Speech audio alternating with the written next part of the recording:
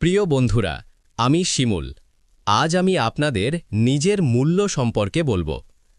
একজন শিক্ষক তার ক্লাসে ১,০০০ টাকার একটি নোট হাতে নিয়ে বললেন, এই নোটটি কে নিতে চাও? সবাই হাত তুলল। তারপর তিনি সেই নোটটি মুচড়িয়ে ফেললেন। আবার জিজ্ঞেস করলেন, এখন কে নিতে চাও? তবুও সবাই হাত তুলল। এরপর তিনি নোটটি মাটিতে ফেলে পায়ে মারালেন, ধুলায় মাখিয়ে নোংরা করে ফেললেন। তারপর আবার বললেন, এখনও কি কেউ এটা নিতে চাও? এবারও সবাই হাত তুলল। তখন শিক্ষক বললেন, দেখো, আমি এই নোটটির সাথে যাই করি না কেন, এর মূল্য কিন্তু একটুও কমেনি। এটি এখনও ১,০০০ টাকারই। বন্ধুরা, আমাদের জীবনও ঠিক এই টাকার মতো।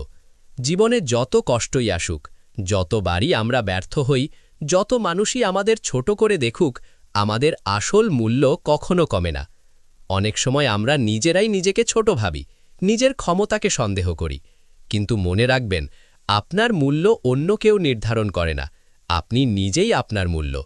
তাই কখনো নিজেকে ছোট ভাববেন না, কখনো নিজের স্বপ্নকে ছেড়ে দেবেন না, কারণ আপনি অনেক মূল্যবান এবং আপনার ভেতরে অসাধারণ সম্ভাবনা লুকিয়ে আছে।